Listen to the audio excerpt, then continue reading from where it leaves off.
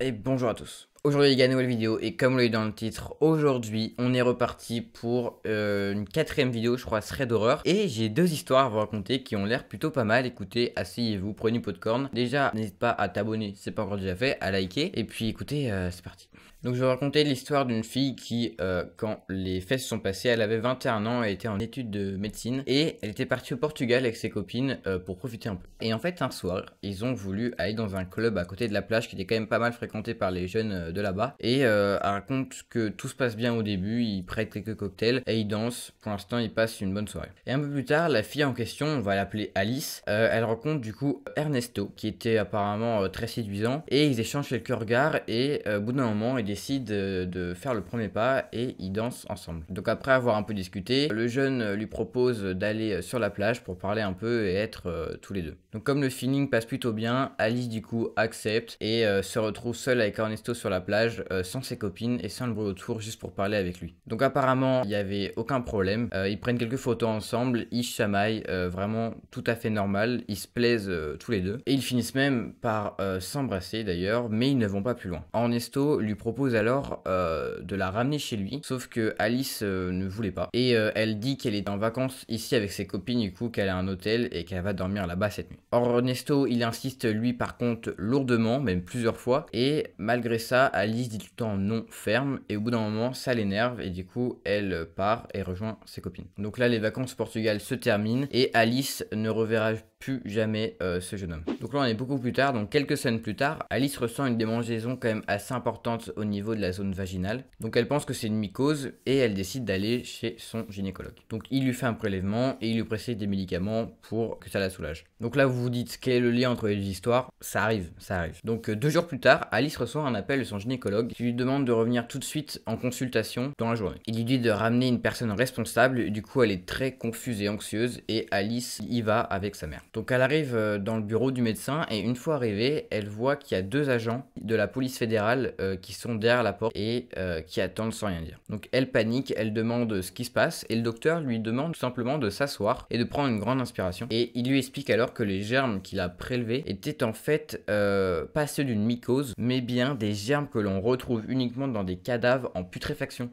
Donc le gynécologue lui demande alors comment ces germes ont pu se retrouver ici. Et en réfléchissant quelques instants, elle se rappelle du coup des vacances au Portugal et d'un garçon du coup qu'elle avait vu qui était du coup à la fin un peu étrange. Et lui explique toute l'histoire et elle dit son nom et montre les selfies qu'elle avait pris avec lui. Donc quelques jours plus tard, Alice apprend que la police portugaise a été contactée afin de retrouver du coup ce jeune et ce qui a été fait. En effet, ils ont découvert dans l'appartement du mec 3 cadavres de jeunes filles dedans. Et en fait, il a été prouvé que ce jeune était en fait atteint de nécrophilie. Je crois qu'on dit ça comme ça, mais j'ai un doute. Et en fait, c'est quoi la nécrophilie? C'est le fait, tout simplement, je vais lire la traduction, hein, c'est le fait d'être sexuellement attiré par des cadavres. C'est dégueulasse. Et effectivement, à mon avis, il voulait ajouter, du coup, Alice à sa collection. Bon, et ben écoutez, première histoire, c'était plutôt assez étrange. C'était pas horreur, mais c'était quand même assez creepy. Et puis écoutez, on passe tout de suite à la deuxième histoire qui s'appelle...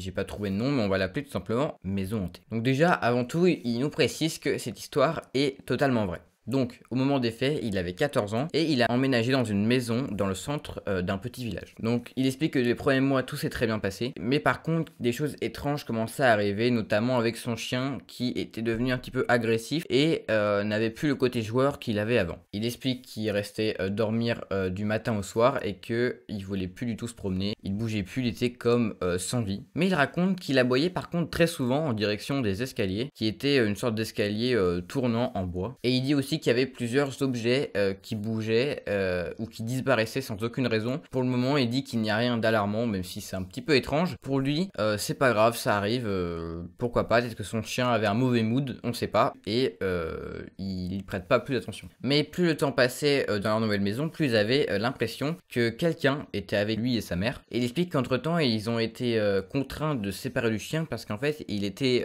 du coup en dépression, il se nourrissait plus, il ne dormait plus, et en fait, leurs chats aussi sont devenus aussi très agressifs et ont fini par partir d'eux-mêmes et à ne plus jamais revenir.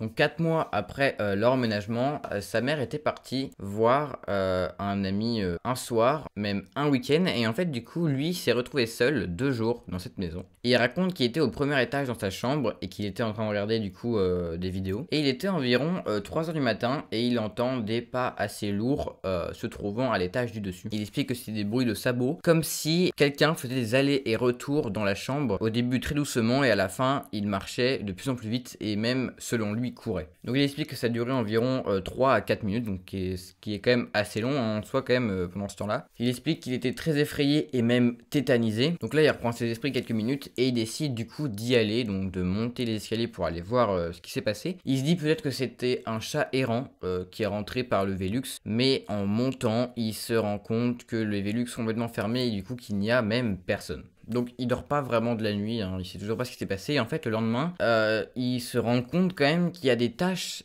sur le plafond de l'escalier. Donc il dit peut-être que c'est des traces de graisse venant de la cuisine ou de l'humidité de la salle de bain. Mais en tout cas, peu importe, il décide de nettoyer. Donc quand sa mère rentra de son week-end, il lui montre du coup les taches qu'il avait lavées. Et en fait en essayant de lui montrer tout ce qui s'était passé, où les taches étaient là, du coup dans l'escalier, il se rend compte que les taches sont revenues, comme s'il n'avait complètement rien fait, rien touché du coup. Il explique qu'il a énormément forcé sa mère à déménager parce qu'il sentait qu'il y avait quelque chose de pas normal du tout qui se passait dans cette maison-là et que les ondes étaient très négatives. Sa mère, elle dit que c'est sûrement rien, elle était très terre à terre sur ce sujet-là, c'est-à-dire qu'elle refusait totalement de déménager, ils étaient là depuis quelques mois, du coup il reste. Et en fait, au bout d'un moment, il décide de prendre un petit chat. Et en fait, comme les autres chats et comme tous les animaux de compagnie d'ailleurs qu'il avait eu avant, il a commencé à être agressif. Un jeune chat, il est très très joueur et en fait là, il l'était de moins en moins. Il passait le plus clair de son temps dans le banc du palier du premier étage et il tournait la tête de droite à gauche comme si quelqu'un passait devant lui et faisait les 100 pas. Donc lui et sa mère avaient toujours l'impression d'être observés en fait. Et même sa mère explique qu'il commençait à voir cela alors que elle était vraiment en mode il y a rien, il s'est jamais rien passé. Et en fait jusqu'au jour où un matin il entend sa mère crier. Donc lui il décide du coup d'aller dans la salle de bain. Il demande qu'est-ce qui se passe et sa mère lui répondit il arrête pas de jouer avec mon maquillage. Du coup il lui demande qui ça et elle répond c'est chose qui vit avec nous depuis le début. Du coup le soir même la mère demanda au propriétaire de la maison l'antécédent de celle-ci pour lui demander je sais pas s'il y avait des informations ou des choses bizarres qui s'étaient passées avant et vous en doutez bien sûr que c'est passé quelque chose avant, c'était en fait un abattoir, puis c'est devenu une banque, puis c'est devenu quelques années plus tard une maison où habitait un vieil homme qui s'est donné la mort dans une de ses chambres. Voilà, le thread s'arrête comme ça. Bon écoutez, je vous ai raconté les deux histoires qui étaient quand même assez étranges. Il y en avait une qui était plutôt horreur fantôme et l'autre qui était plutôt un peu creepy, un peu étrange, bizarre, je sais pas comment vous voulez appeler ça. En tout cas merci de l'avoir suivi jusqu'à la fin, n'hésitez pas à le liker si vous l'avez aimé. Puis moi je vous dis à la prochaine, c'était Pierre Alex et ciao.